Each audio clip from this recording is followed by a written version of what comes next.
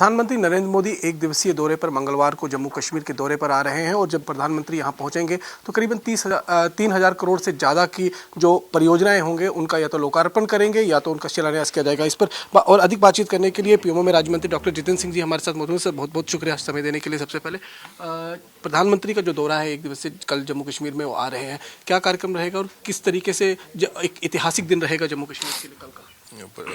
काफ़ी समय से इसकी प्रतीक्षा भी थी और प्रधानमंत्री जी के दौरे का एक तो लोकार्पण और शिलान्यास के कार्यक्रम रहेंगे, लगभग 30,000 करोड़ से अधिक, और भिन्न भिन्न क्षेत्रों में कुछ एक केंद्र की परियोजनाएं हैं, विशेषकर शिक्षा विभाग से जुड़ी, स्वास्थ्य मंत्रालय से जुड़ी, रेल मंत्रालय से जुड़ी, पेट्रोलियम मंत्रालय, उसके अतिरिक्त जम्मू कश्मीर सरकार की भी केंद्र से सहयोग से अनेकों ऐसी प्रोजेक्ट्स हैं।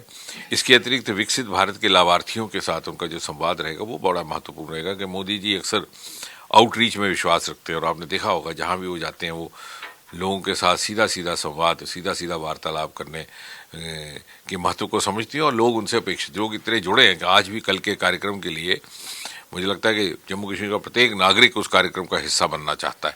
इतना अधिक उत्साह और उनमें ऐसी एक प्राकृतिक ऊर्जा का संचालन हुआ कि हर नागरिक उठ करके तैयार है कि मुझे किसी तरह से सभा स्थल तक पहुंचाओ। तो वो एक कार्यक्रम भी रहेगा और मोदी जी इस क्षेत्र को बड़ी भली भांति जानते हैं। जब वो मुख्यमंत्री नहीं थे उस समय भी वो इस क्षेत्र के प्रभारी रहे। यहाँ के भारतीय जनता पार्टी के पुराने कार्यकर्ताओं के साथ अच्छा परिचय भी है उनका, क्षेत्र के हर पहलू से वो परिचित भी हैं और इनको विशेष लगाव भी रहा। उन्होंने अपना चुनावी अभियान प्रधानमंत्री उम्मीदवार के रूप में यहीं पर माता वैष्णो देवी के दर्शन करके प्रारंभ किया था और चुनाव जीतने के बाद पहला कार्यक्रम भी उनका कटरा वैष्णो देवी के रेल स्टेशन का ही था।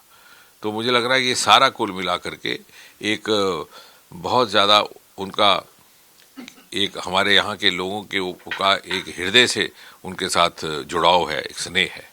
तो जम्मू में एम्स का बनना ये अपने आप में एक बहुत बहुप्रतीक्षित था, कहीं ना कहीं लोग इंतजार कर रहे थे इस चीज़ का और इसका फायदा कहीं ना कहीं हिमाचल और पंजाब के लोग भी उठाएंगे। तो ये कितना एक हम कहेंगे कि विकास में एक नया कदम है और किस तरीके से स्वास्थ्य में अभी एक बढ़ चढ़ कर निश्चय स्वास्थ्य सेवाओं को भी इससे लाभ पहुंचेगा, रोजगार के भी नए साधन उपलब्ध होंगे और ये शायद वाहिद एक ऐसा क्षेत्र है जहाँ एक नहीं दो एम्स दिए, वो भी उस प्राथमिकता का प्रमाण है जो मोदी जी इस क्षेत्र, इस जम्मू कश्मीर प्रदेश को देते हैं।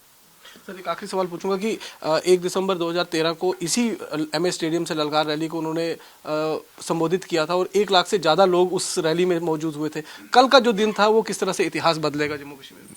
कल भी इससे अधिक संख्या होगी और मैं ये कह रहा हूँ कि इस समय तो स्थिति ऐसी है, अनुच्छेद 370 हटना जो किसी ने कल्पना नहीं की थी, रामलला के दर्शन जो स्वप्न में भी किसी ने नहीं सोचा था, केवल संघर्ष में ही कई पीढ़ियां, 20 पीढ़ियां उसमें खपा गई।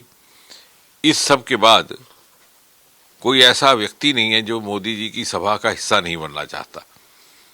अब ये हम पर है जो हम व्यवस्था में लगेंगे, कितने सारे लोगों को वहां पर अकोमोडेट कर सकते हैं। तो अब ये तो लाखों की बात नहीं रही, ये तो 140 करोड़ लोग इस समय मोदी जी के ऑडियंस का हिस्सा, उनके दर्शक बन करके उनके साथ सीधे सीधे उनका संबोधन सुनने को तत्पर है। पिछले 10 सालों में मोदी जी ने जो कहा था वो सारी चीज़ें पूरी हो गई। जम्मू कश्मीर को लेकर भी धारा 370 का खत्म हो गया। अब आगे नया लक्ष्य, क्योंकि आप पहले भी कह चुके हैं कि अखंड भारत का सपना तब तक पूरा नहीं होगा जब तक POK हमारा हिस्सा नहीं बन जाए।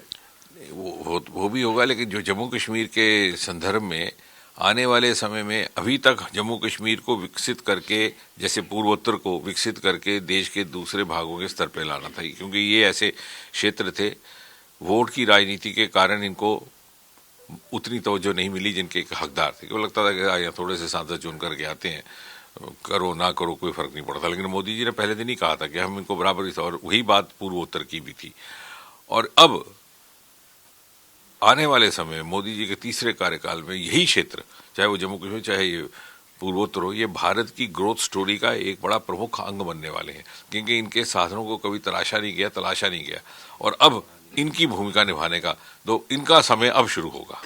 3 ट्रिलियन जो इकोनॉमी की बात मोदी जी कह रहे हैं उसमें भी जम्मू कश्मीर का एक अहम हिस्सा, बहुत बड़ा उसमें भूमिका रहने वाली है। देखिए लिथियम के भंडार भी यहीं से निकले, अरोमा मिशन का जन्म भी यहाँ से हुआ। इन सब बातों को इसलिए तवज्जो नहीं मिली कि राजनीतिक कारणों से इन क्षेत्रों की अवहेलना की जाती थी और इनके साधन भी जो थे वो अनयूटिलाइज्ड रहे।